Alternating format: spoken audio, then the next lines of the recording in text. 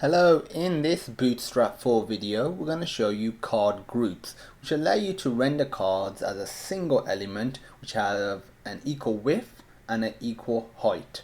So to do this, all you have to do is, obviously you're going to need multiple cards, so we'll just copy and paste the card we've got at the moment in a second. So just create a div, and the div has to have a class of card group, and inside here you simply put your cards.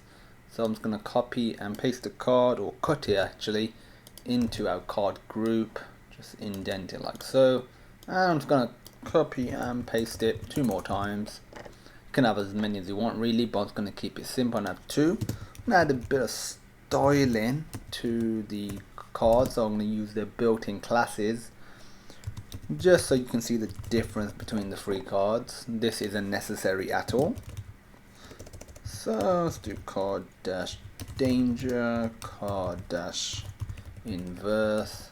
Now if we just refresh our web browser, we have 3 different cards with an equal width and height. You might be wondering, why doesn't the image take up the width of the card? And simply because the image isn't the width of the card, it has a different width, so you would want to do a bit of CSS to make it adjust accordingly.